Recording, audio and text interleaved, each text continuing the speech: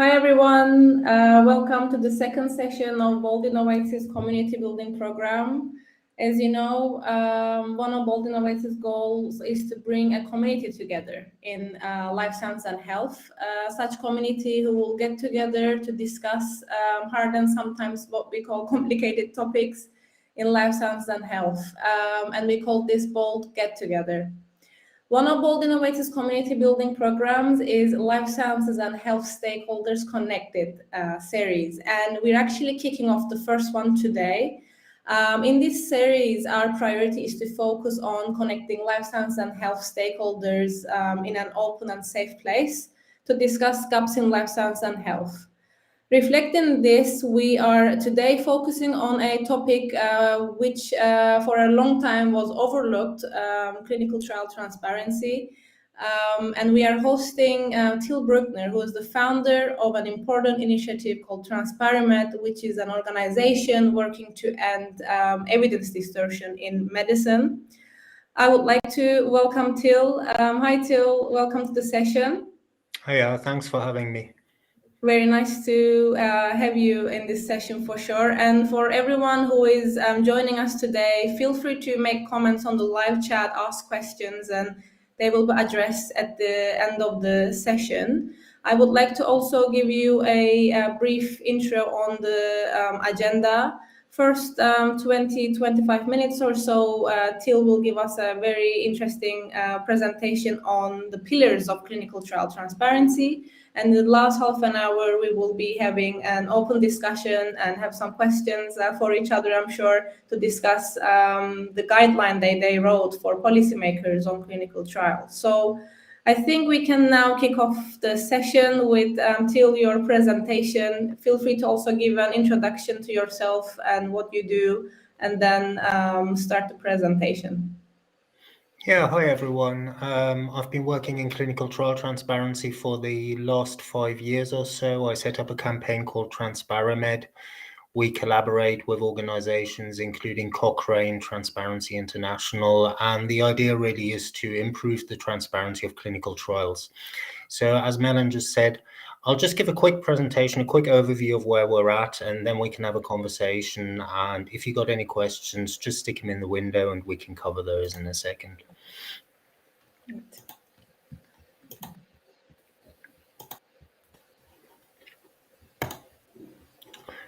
Does this visual work for you now? Quick check. Perfect.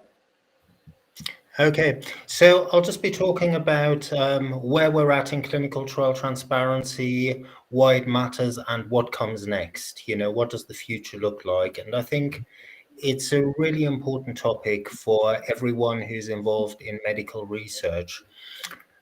Because we got a problem, we got a massive problem here. And this is a classic study that was published in the New England Journal of Medicine in 2008. And it compared what information the FDA had access to and what information doctors in the medical literature had access to on clinical trials of 12 antidepressant drugs that were already on the market.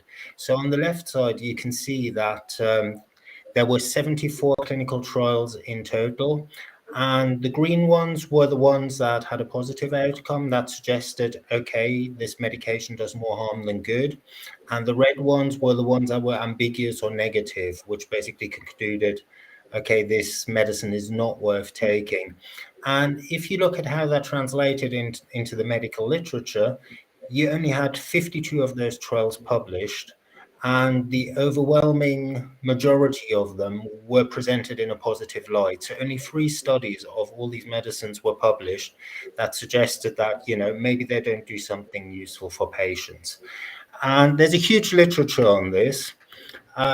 This is an example of a study by Ben Goldacre, who found that only 9 trials out of 67 published in the top 5 medical journals reported their outcomes as originally pre-specified. So with all of the others, there were gaps and shifts there. Another one showing that, and this covered 300 clinical trials, was that adverse events were only completely reported in 11 publications. Then you have a lot of clinical trials whose results never get made public at all. In this case, it was 455 trials involving children, and nearly 100 of those had never made their results public. That's tens of thousands of trial participants whose investment of time and energy really has been wasted. Then you have even drugs that are on the market. You can't always see the results of the clinical trials. So what are health technology assessment agencies meant to do with that? How are they meant to evaluate those medicines?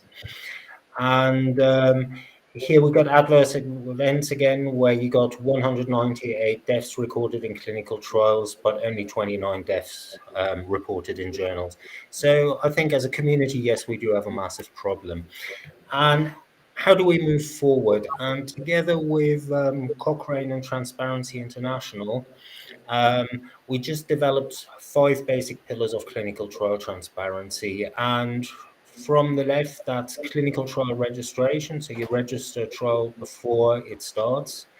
You post the results of that trial onto the trial registry within 12 months of the trial finishing. Full trial reports, usually clinical study reports, are proactively disclosed. Then you've got academic publication in medical journals, and then you've got data sharing. And today I'm only going to talk about 2 of those, the most simple ones. And the first one is trial registration. This is incredibly valuable because it gives you an overview of all research that's happening worldwide. So, for example, if you're looking at COVID studies of potential COVID treatments, repurposed drugs, if you have complete clinical trial registration, you can see at a glance who is running trials on hydroxychloroquine, who is running trials on corticosteroids, who's running trials on convalescent blood plasma, what are their outcome measures, what are their recruitment targets, when do they expect to finish? And you can think, is it really necessary to do another trial on this? Or should I change the design of my trial so that it's comparable with them? Are we filling a gap here? What it does from an integrity point of view is once it's registered, it stays up there. So trials can't be disappeared afterwards. If, for example, a company or an academic investigator doesn't like the results, well, you can still see that they ran the trial and you can still ask them about that. And it disincentivizes the kind of outcome switching where your trial fails on the primary outcome, but then you publish it in a journal, just citing like the great results you got on a secondary outcome without mentioning that fact. So it's a really strong integrity safeguard. And then you've got the summary results posting on trial registries. Of course, you should also put trial results into medical journals, but registries have got 2 massive advantages. And the first one is that it's much faster. You don't have to wait for journal editors to decide whether or not they're going to publish this. You don't have to wait for peer review. You don't get rejected by 4 journals so that you have to run from one journal to the next. You can put the results up there in a format that's internationally recognized at a timeline of your choice. And several studies show that results posted onto registries are also more accurate than results that were reported in journals. And the International Committee of Medical Journal Editors has put out a statement. It's very clear. No journal is going to reject your publication if you've just briefly summarized the result on a trial registry before. So this does not endanger publication. You can put it up there straight away, and then you can think about journal publication. So what are the rules around this?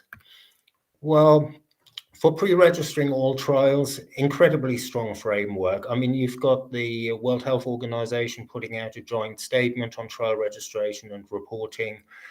You've got the Declaration of Helsinki, which covers ethics in medical research. And in a lot of countries, you've got national rules. I think this is just a global expectation now. You register the trial before the first participant receives the first intervention. Ideally, you register the trial immediately after ethics approval, before you even start recruiting. I mean, just get it done. The second one is putting trial results on registries within 12 months of trial completion. Again, it's a very clear World Health Organization best practice. It's also a regulatory requirement in the European Union. and it is a legal requirement in the US for some trials. And in addition, some funding agencies like the Wellcome Trust, for example, they also expect you to do this. And if you don't do it, they will follow up with you and you might not get funding from them in the future. So again, this is something that is rapidly turning into sort of global standard operating procedure. And if you think about how urgent it felt to get all those COVID trial results last year, everyone was like, oh my God, when's the readout for that trial? When's the readout for that trial? Well, that's what a lot of cancer patients feel like every day. But somehow, until recently, it was acceptable that they had to wait for 2, 3, 4 years until the results came out. And thanks to trial registries, we can cut down that time. We can accelerate medical research. We can be transparent, even if a journal is being very, very slow. So as campaigners, as campaign groups, what do we want? And it's really simple. We just want what the World Health Organization wants. And that's essentially clinical trial sponsors. So that's pharmaceutical companies, but also universities and hospitals should set and enforce these two simple rules, pre-register your trial and put the results up on a registry within 12 months. The same thing for funding agencies, and I said there's already movement in that. There's movement with the Wellcome Trust, National Institute for Health Research. A lot of the largest funders worldwide now have committed to this, and they're starting to monitor compliance and they're enforcing the rules. And then, of course, national governments and regulators also. Just set and enforce these simple rules. And as I said, these rules are already in place for some clinical trials in the European Union and in the US. So there's been a lot of progress on this. And I think this is a one-way street, We are going to see this globally. The only question is this going to take 2 years, or is it going to take 5 years, or is it going to take 50 years? So let's look at progress now. And in the United States, this is only for legal requirements. So this is the data I'm about to show is only for clinical trials that are legally compelled to make their results public within 12 months on clinicaltrials.gov. And there's an online tracking tool that you can check out called the FDA Trials Tracker, named after the US law. And it found that 3/4 of trials now do comply with this rule. So you can find results for 3/4 of trials that should have results for them up on clinicaltrials.gov.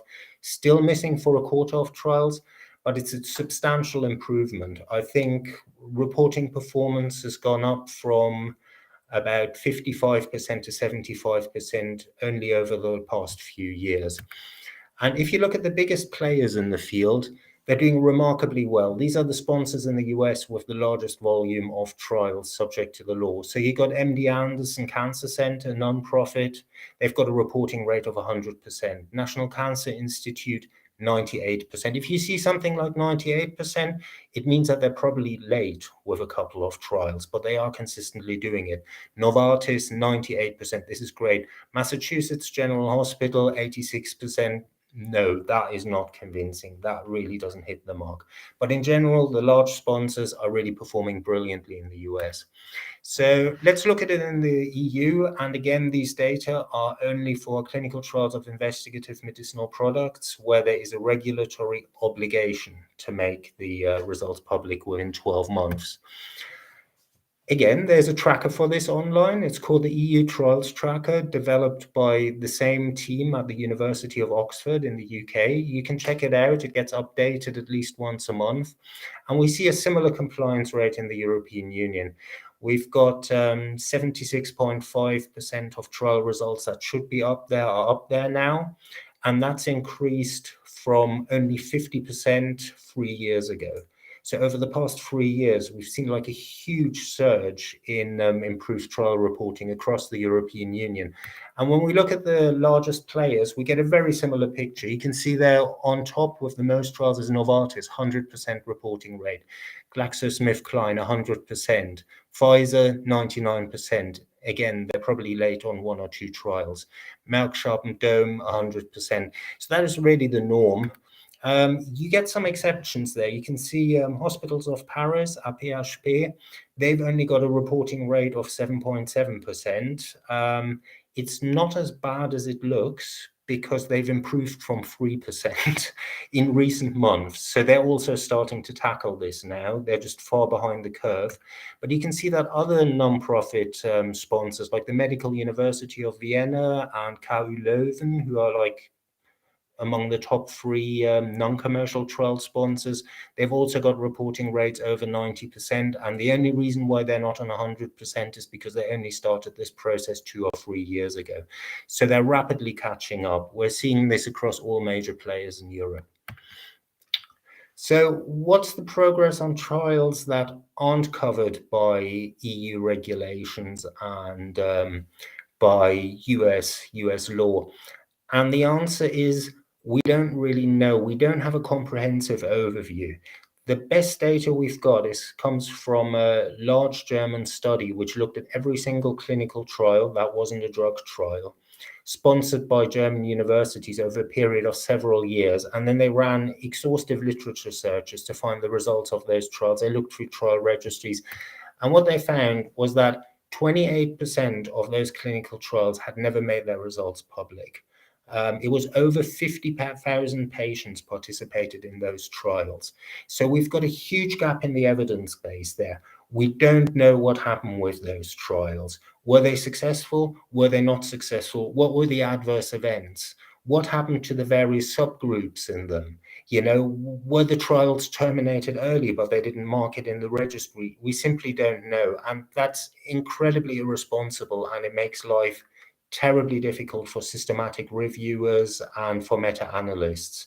If you're trying to get together all the medicine, all the evidence base on the medicine or on a medical device, and 28% of the evidence is missing, you know, and it's borderline, does this help patients or not? You know, you just got to throw up your hands in the air and say, well, we can't evaluate that. This really shouldn't happen, but it still happens, sadly.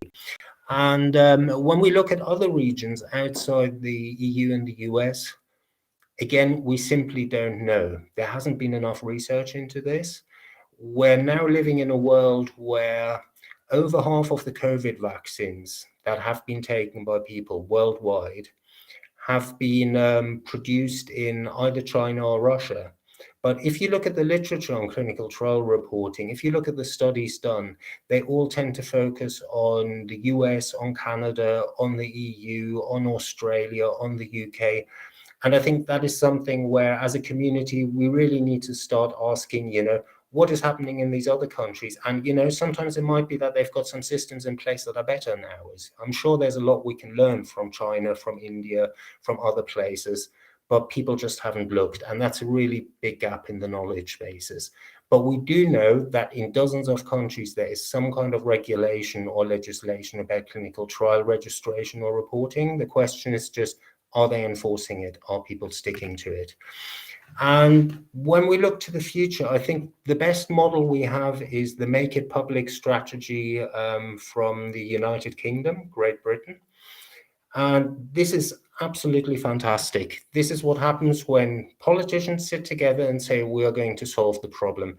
So on the left, you see the normal flow of a clinical trial. So you got the trial design, you got the ethics approval, you got the trial registration, and then you've got the recruitment and the conduct of the trial and the evaluating of the data.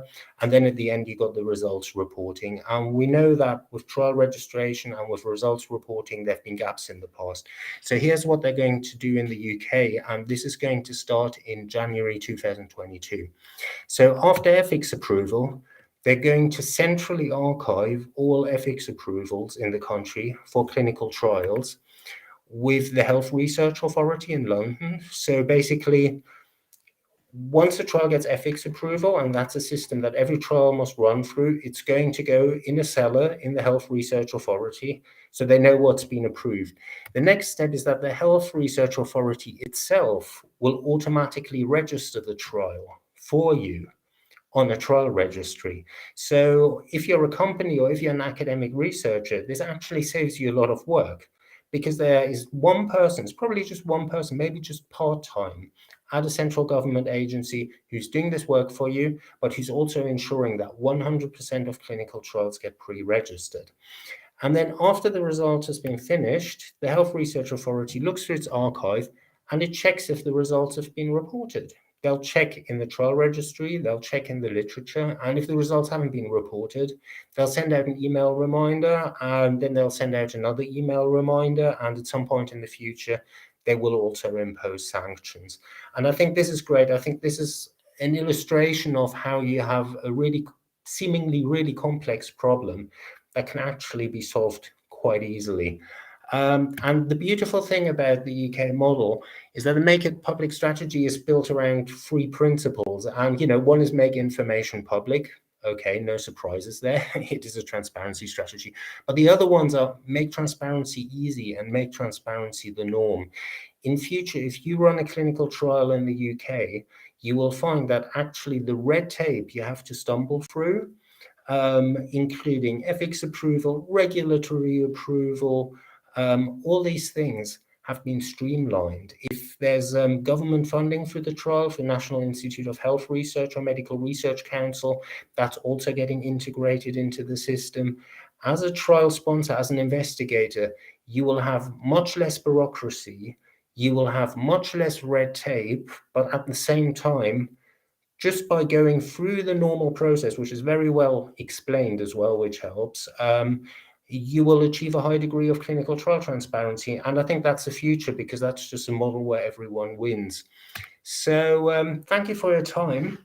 If you want to have a look at the studies that I was talking about in this presentation, you can find it in Clinical Trial Transparency, a guide for policymakers. It's up on the TranspariMED website. And on the website also, you can find a lot of blogs just updating, what are the new rules, what are the new regulations, which new studies have been done in that area. And by all means, if you've got any questions after this webinar, feel free to contact me. Thank you. Thanks, Till, for that very interesting presentation. I also noted down so many questions already upon it. And for our audience, we also dropped the link for you on the document that Till was mentioning on clinical trial transparency, a guide for policymakers. So feel free to click through and download. Till, thanks a lot. Where to start? Because I think I'm especially interested to hear more about the UK model, because I guess that if that goes through successfully, then it can be phenocopied to other countries and make it global. And perhaps the first question from my side would be on the model actually, and your thoughts on how do you view UK model integrating with kind of collaborating with other countries, or is it just going to start in the UK, focus on the UK data, and then see if it can expand to other geographies, or stay local? Yeah, I mean, this is very clearly a national model. You can't expand that to other countries because ethics approvals are often seen as confidential, because there might be some things in there about the clinical trial design or other things that can't be made public. So I don't think it would be realistic to expect ethics committees in France to sort of share that information with the UK system.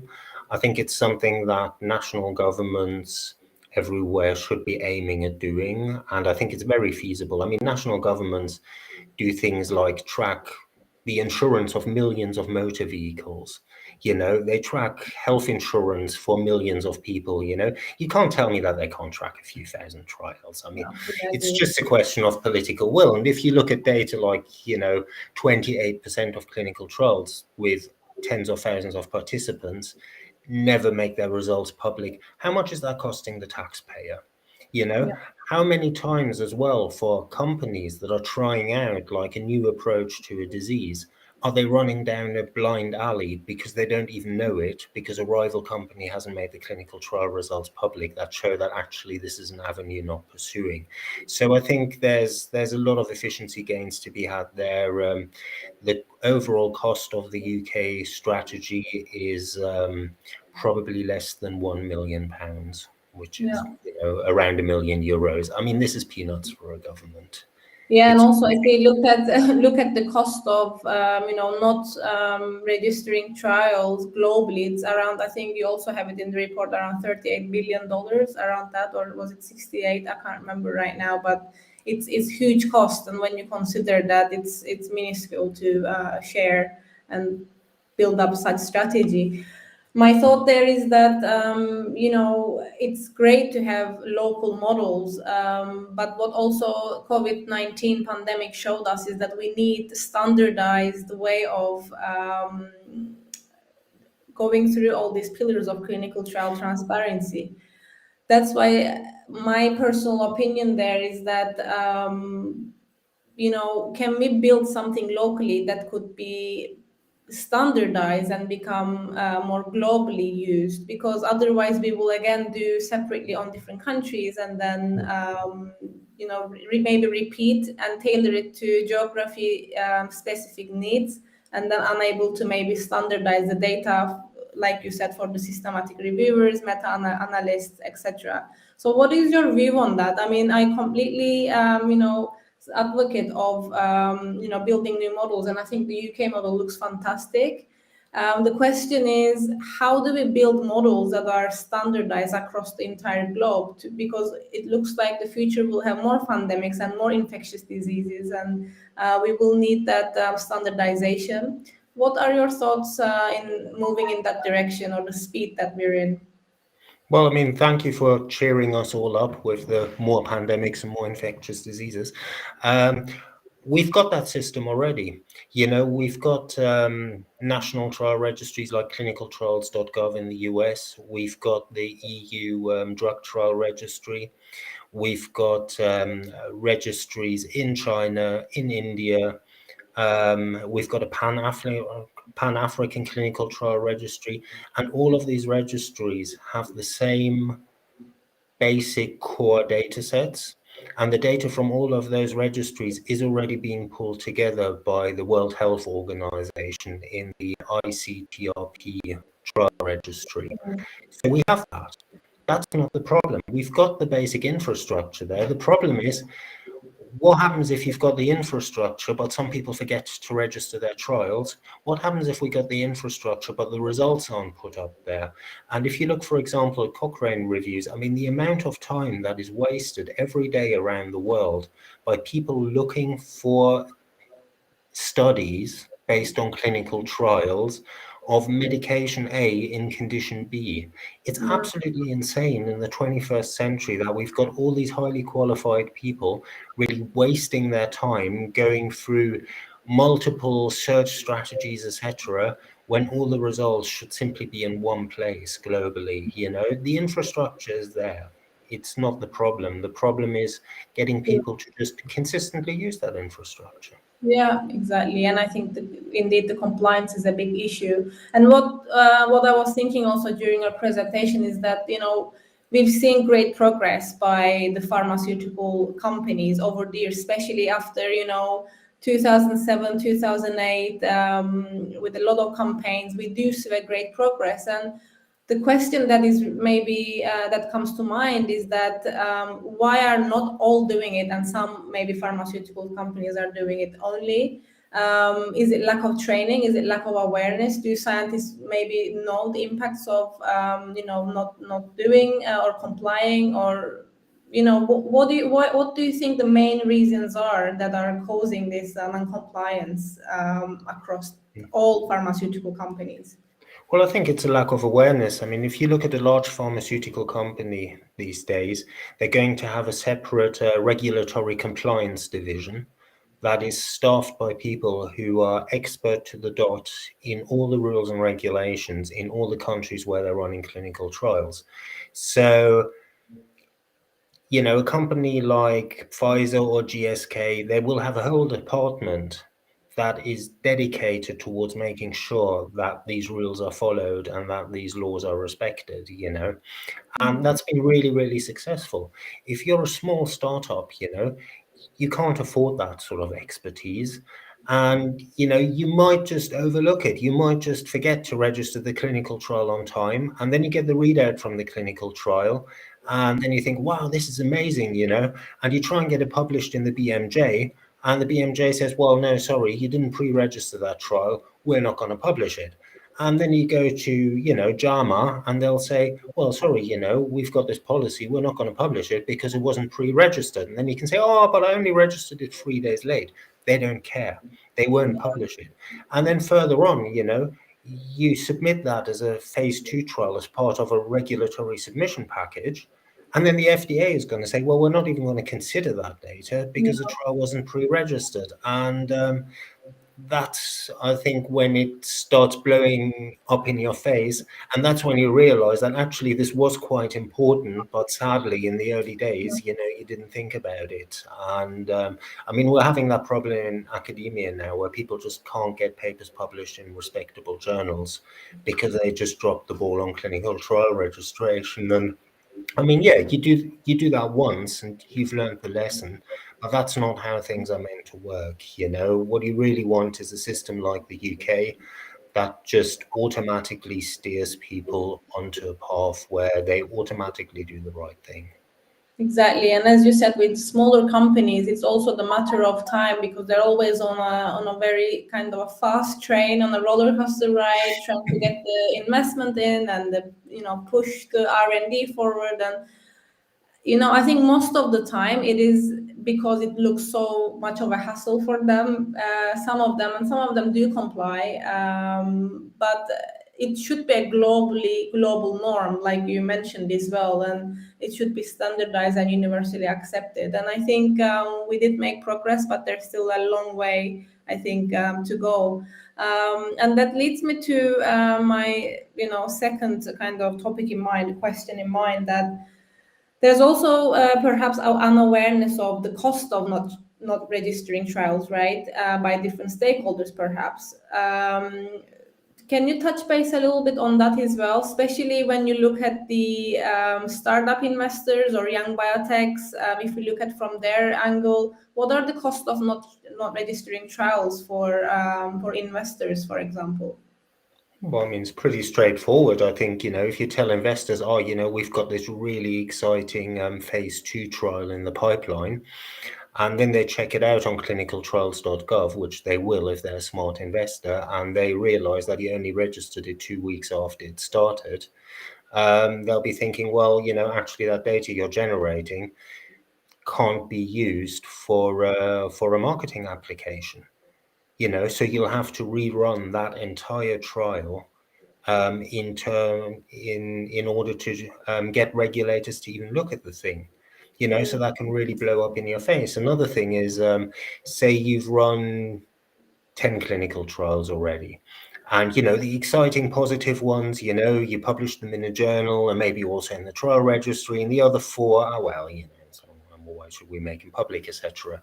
And then an investor comes along and says, oh, yeah, well, you say you've got like this really exciting product pipeline, but I don't know what happened in those 4 trials.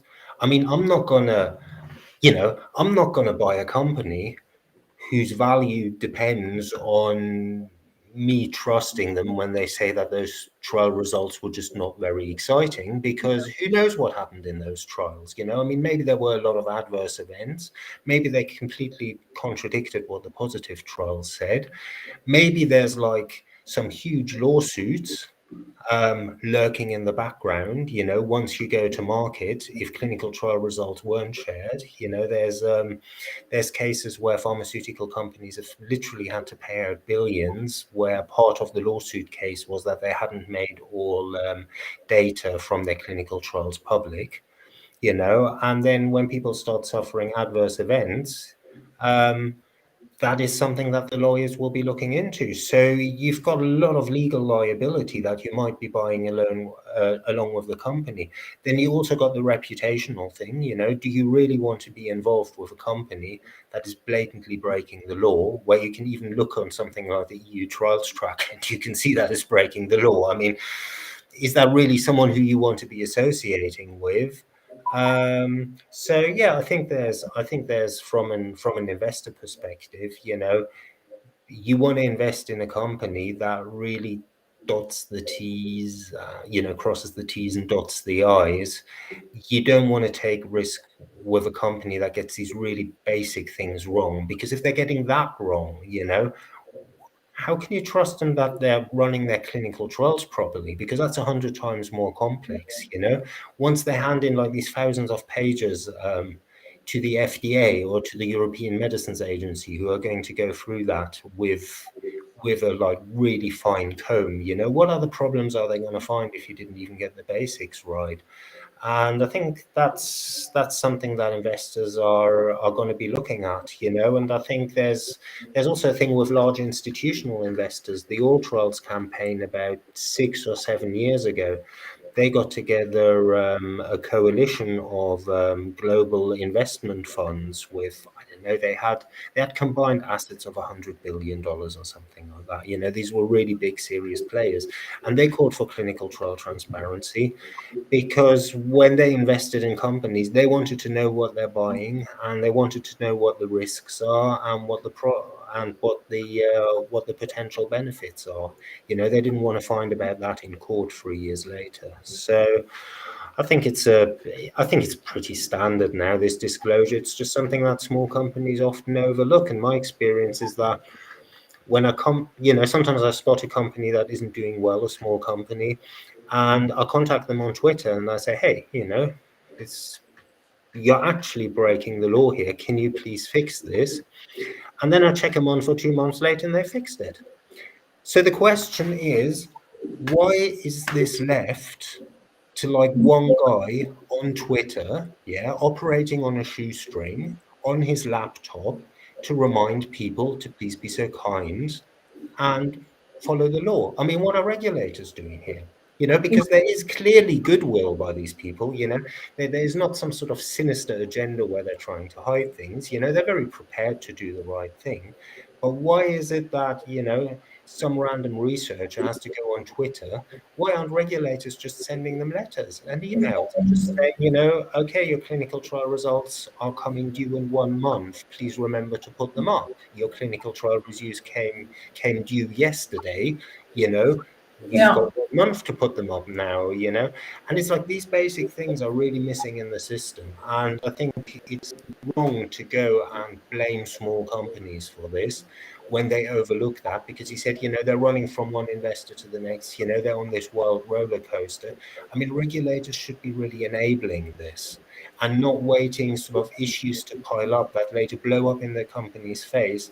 Because say you're running like this really successful phase 2 trial, but you didn't get the registration right. I mean, it's not just the company and the investors that suffer, it's also patients that suffer. If it's a great product and you need to take another 2 years then, to bring the thing to market, I mean, that's not okay for patients. So more and more of the work that we're doing is actually pushing regulators and along the UK model of, make this routine, make it easy for people. Make it easy. Give them the guides, make it easy, make it the norm, make it part of just the standard way in which business is done. And with the UK strategy, I should add, the Association of the British Pharmaceutical Industry, they just put out a policy paper a couple of weeks ago, setting out their wish list, what they'd like from the UK government, including more money, of course. And one of the things that they asked for was for the government to fully implement this strategy. So we've got full industry buy-in into here in the UK. And in the US, the large companies originally opposed clinical trial transparency. By now, they're all following the rules. They've got nothing to fear from this legislation, and they've stopped pushing back against it. It's just the world has changed, and it's just become the new normal. Yeah, and open science will be pursued more and more going forward, I think. I think the reason also that a lot of companies, because as you said, a lot of these companies want to do really well and good for the patients, and especially the scientists. They come from great education and they want to be innovative. They want to build great innovations. There is no bad agenda here, and regulators should make it easy for them, surely. So we should maybe also think of systems to help regulators to make the whole process less manual maybe. So look at digital solutions, automation solutions, maybe automated reminders to each and every company that is running a trial, for example. So I think if we keep raising these issues, eventually the digital innovations will perhaps also start to have new innovations, new technologies for the regulators. And I know that there are a few going really well, digital solutions, but it is also lagging a bit behind as a sector, I think, to help regulators automate with digital solutions.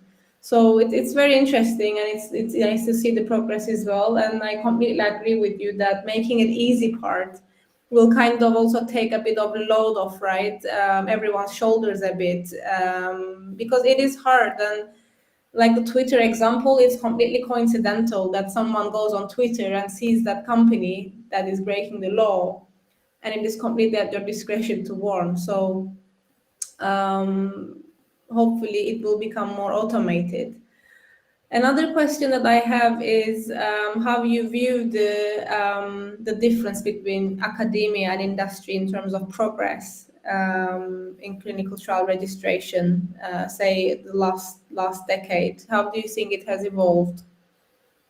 Well, I mean, like I said, in the large pharmaceutical companies, they've got their compliance divisions, they've got their experts, they've got their internal systems where they keep on top of every clinical trial. And as a result of that, they're doing really well. If you're looking at a typical large university, each professor, it's a bit like medieval Europe, you know. You get like all these little principalities and fiefdoms, and you know, they're all under the same king, but you know, day to day they do what they like, and nobody really gathers the data centrally. So the very first thing that we're encouraging universities to do is just to give someone at least a part-time job in the job description where it says keep an overview of all clinical trials that you have run and that are ongoing, and then send reminders out to people. Because in a lot of the large institutions, until very recently, there wasn't somebody like that. They didn't have the oversight of that. And then also, when you're talking about reporting results on UDRACT, on the European Trial Registry, it's actually quite complex. It's not user-friendly. If you do it in the US on clinicaltrials.gov, you've got a wonderful support team there. If you've got a problem, you send them an email, you get a response within a few hours, you know, it's great. In Europe, the European Medicines Agency has, they've improved the help desk. You know, we really pushed for that, and they were listening, and they improved the help desk, but it's still a lot slower, and the system itself is more complex. So it's not enough for a university to just email everyone and say, you know, you have to do this, and then leave super qualified, very well paid people to spend a week puzzling about how to get the results up there. You know, they need to support people, or they need to report the results for them. And setting up that kind of system takes quite a bit of time. But then when you've got people who are experienced with uploading results onto UDRACT and the trial design isn't particularly complex, they can upload the results in 2 or 3 hours. It's just a question of getting the systems in place. And as I said, the EU Trials Tracker only launched in 2018. And that was the sort of wake-up call for universities. And that's why, for example, APHP in France,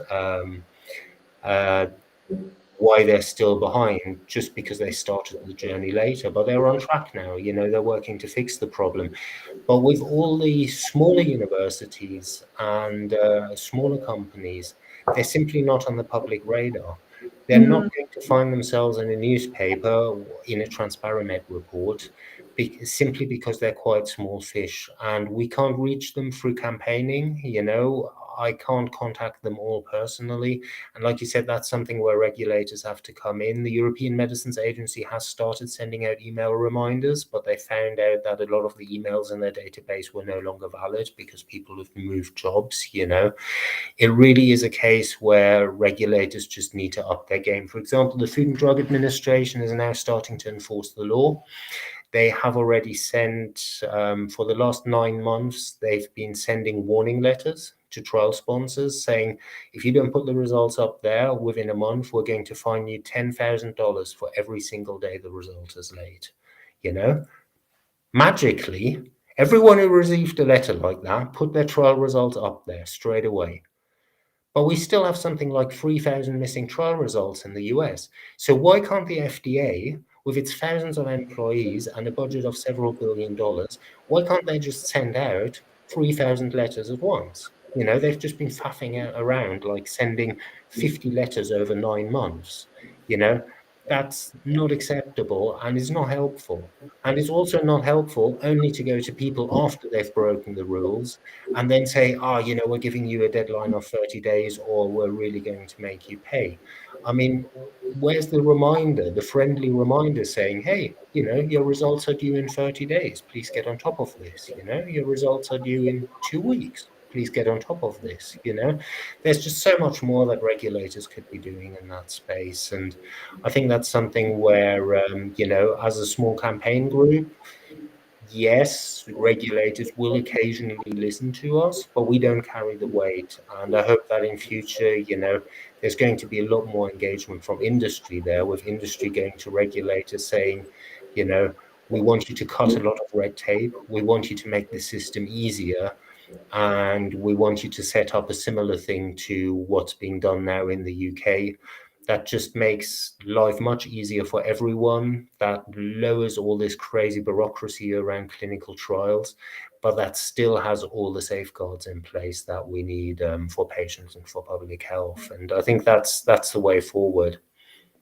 And when obviously you are a campaigner and you interact with other NGOs, you interact with other stakeholders, why do you think the main reason is with regulators lagging behind on chasing these or enforcing some of the legislation that is in place? Well, because they're insanely busy people who've got a lot of things to do every single day. I mean, imagine the regulator in the UK. First, they had Brexit, where suddenly, like, the whole regulatory system for medicines and medical devices was up in the air, So what's this going to look like after Brexit? Well, that depends on the Brexit deal. What's the Brexit deal going to be? We don't know, because the politicians are only going to announce that 5 minutes before midnight, at their negotiation. So they had to develop all these different, possibilities, how they could adjust to those different things. So, as soon as they'd done that, a global pandemic hit, oh my God, so now you gotta regulate all the COVID tests, you got to regulate all those vaccine trials. You've got to coordinate clinical trials, which the UK did brilliantly. And I mean, when are you going to find time to think about this? And I think that's where campaigning comes in. We try and get it onto the front page of a national newspaper, just to force people to just pay attention for 5 minutes, put it on the agenda of their next management meeting, and then say, okay, we've got to tackle this, and put it somewhere in their work stream so that at some point, somebody is responsible for solving this and somebody will stay on top of it. But I mean, I've developed a huge amount of respect for regulators, over the past years. Yeah. Very well-intentioned people, but they are super busy, and you just need to push an issue to the point where they get the political pressure from the top saying, you've got to sort this out. And I think what the UK regulator in particular has done, against the backdrop of Brexit and the pandemic and the immense cuts that we've had to public services in the UK as well over a very long time period, I mean, it's absolutely amazing. But that also means that if the UK regulator can do it, well, I think you should be able to expect regulators in other countries to manage it as well. Yeah, definitely. And I think when we look at what happened with COVID-19 and how so many countries were suddenly interacting and how many regulators were talking to each other and entrepreneurs talking to each other, we see that it is doable. And obviously, World Health Organization, Declaration of Helsinki, it did give also a good framework on what has to be done. the question is, how does everything in parallel starts moving? Because we need the legal progress as well to create a new framework for data sharing, and then we need the transparency regulations within the pharmaceutical companies, biotech companies as well. And to me, it looks like it's more of a standardization issue as well, because if these are not standardized across different countries, then how do we move them in parallel? How do we, because every country has a different legal infrastructure, they have a different cultural infrastructure. And we did see that in the pandemic as well, like you mentioned, with Russia or China differing highly from US and UK perhaps, or the rest of EU. So how do we, how do you view that? How do we move in parallel into more global and more central transparency framework? Well, I mean, that's clearly out of my pay grade, you know. I wouldn't know, but I think what we have seen is recently there was a meta-analysis published of convalescent blood plasma for COVID-19 treatment. Yeah. So it looked at all the available data from all clinical trials worldwide. 68% of that data, worldwide collected data on convalescent blood plasma, came from a single trial, which is the recovery trial in the UK. You know, corticosteroids, you know, who discovered that corticosteroids would reduce death of people hospitalized with COVID? Again, it was the recovery trial in the UK. You know, this is an example where you see excellence in clinical trial regulation and excellence in clinical trial coordination as well. You know, where you have one big national platform trial that just pulled together, you know, all the hospitals in the UK into one trial, how that can create really powerful evidence in a short time frame. If you look at COVID trials in Spain, for example, you know, they launched over 40 different COVID trials. You know, oh, this university did a hydroxychloroquine trial, you know, that pharma company did that, you know. He had, I think, over half of the trials in Spain were hydroxychloroquine trials, and they all used separate inclusion criteria, exclusion criteria, outcome measures, doses, you know.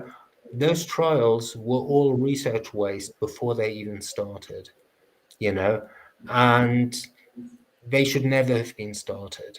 And I think that's something that, as a medical research community, we've definitely learned from the pandemic, that this sort of helter-skelter, uncoordinated approach to running clinical trials in a lot of settings simply doesn't make sense. The question is, have policymakers noticed that as well? You know, are they going to now put frameworks in place where you can run when the next pandemic strikes, or even for things like, you know, there are plenty of medical problems out there where larger scale, better organized trials would Yeah. make a hell of a lot of difference to the evidence base. And then also, you know, the faster reporting of results. And that's something that really changed in the pandemic, where, you know, results were going up in preprints, etc. So if you've got a COVID patient who gets the results, I think with the corticosteroids from the recovery trial, the recovery trial just put out a basic info sheet saying, you know, these are our results. And the next day, the WHO changed its treatment guidelines for COVID, and worldwide, you know, hospitals started giving these corticosteroids to patients, you know. That was one day after the data analysis was completed. So with cancer trials, with malaria trials, with trials for high blood pressure, for depression, you know, Alzheimer's, why should patients have to wait 3 years until a medical journal comes along? You know, can't we do that for trial registries? And like I said, the infrastructure is there, but you also need things like common outcome measures there, you know, inclusion, exclusion criteria. So ideally, what we'd have in the future would be like a medical research system that actually makes sense. because right now we don't have that. We got that on a national level in the UK, but I mean, you know, where's the groundbreaking research on repurposed COVID drugs in the US? There hasn't been any. You know, the US gave 100, over 100,000 people convalescent plasma. We know today that that didn't generate any benefits. So, you know, US healthcare costs, how much did that cost? 100,000 people treated, you know, with these transfusions, you know. So let's say it cost like $1,000 per patient, you know, that would be a bill of $100 million. You know, if you assume that it costs 10,000 per patient, that would be, I mean, you know, these are huge amounts of money that are being wasted on treatments where we don't know whether they work or not. And I think if we're looking for a way to save a lot of money and to save a lot of lives, you know, then coming up with some sort of sane clinical trial regulation would really help. But how to make that happen politically? It's a tricky one, and it's a, you know, this duplication is a waste for all stakeholders, and I think that's the kind of the awareness that has to be raised, that this problem is actually costing everyone a lot. And I think if that message goes out repeatedly in a more intensive way, and I think COVID-19 could be a good vehicle, right, to send that message, to showcase how important it is to tackle this problem. And hoping that also this interesting guide for policymakers that you wrote together with Crit and Cochrane will also, I'm sure, provide a good guideline for policymakers across the world. So we're entering the last 5 minutes, and I want to actually touch base to this document that we also shared in the chat, Clinical Trial Transparency Guide for Policymakers. Maybe Till, you can tell us a bit on, you know, in the closing remarks on the importance of this document that I have here, Guide for Policymakers. How did you construct it, and, you know, what do you plan to do with it in terms of sharing with different stakeholders? What the communication plan is with it, if you can share with us. Yeah, I think this was published about 3 years ago, and it came together really. The idea was to pull together all the evidence that was out there, all the major evidence about, you know, how the current system wasn't working particularly well in terms of transparency, and then also sketching out solutions and just coming up with a basic list of policy solutions, actionable policy solutions that policymakers could then immediately translate into what they want to do. So before that, we already had the All Trials campaign. And the All Trials campaign had one very clear message that they got everyone behind. They said all clinical trials registered and fully reported. And that's great. But what does fully reported mean? You know, that is not from a policy, you know, from a coalition building perspective, that's wonderful, because you can get, you know, you got a great basic principle that everyone can agree on, you know, you can get everyone together under that heading, you know, to push for change. But then how do you actually translate that into practice? You know, registered when? What does fully reported mean? And I don't think this guide for policymakers is the last word in those things, but it just sort of sets out the basics, because I've seen again and again. I mean, you need to understand that, especially politicians, rather than civil servants, you know, if you get senior civil servants, they tend to be specialized in area. A member of parliament will get up in the morning and they'll deal with agricultural policy for the first half hour. For the next half hour, they're going to deal with domestic violence. The next hour is going to be like foreign policy towards Syria. And then there's going to be something about clinical trials for half an hour, you know.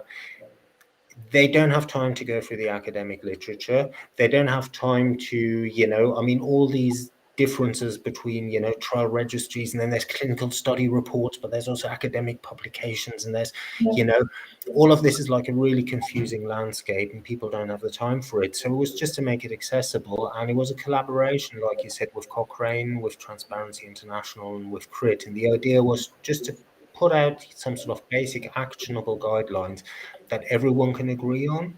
so that when we go forward in future and we're already doing that, we just constantly refer back to that and say, this is like a shared agenda here. This is like, these are basic principles set out by the World Health Organization and by Helsinki, and this is how they should be translated and practiced. This is what we can all agree on.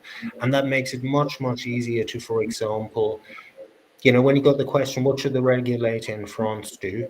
You can just open that document and you can go, okay, these are like the three things that are relevant to the regulator. For example, academic publication isn't. Regulators stay out of that, but you can say, okay, we've got like the trial registration, the registries here, and we got the clinical study reports. And these are like the four things that regulators can and should do. And so it's just translating like a lot of academic and industry research just into language that is accessible for policymakers, and where a research assistant to a member of parliament or to a minister can look at it and they can go, okay, these are the basics here, and this is where the gaps are, and this is what we should be doing. And also to enable all organizations to just speak with one voice. Yeah, great. It's definitely a very interesting document. I recommend everyone to read it. And I'm guessing that the feedbacks you received have been positive, right? In terms of how easy to grasp what it was saying, in terms of, because you constructed into 5 sections, and it was easy to, as you said, there's so much information, and instead of going through so many articles, it's a great summary. So thank you for this great work, Till, together with Cochrane, TI, and CRIT as well. So we're unfortunately run out of time. I can talk about this topic for hours. I'm even worse. Yeah, it's just so much to go through and so much to talk about. But I'm really happy that we had this session, and I really appreciate your time, Till, and being with us today, and sharing your experience and your expertise in clinical trial transparency, and also what TranspariMED is doing. So thank you so much, and we hope to have you soon again. Yeah, thanks for having me here, and have a nice day. Cheers. You too, Till. Have a great evening. Bye. Bye.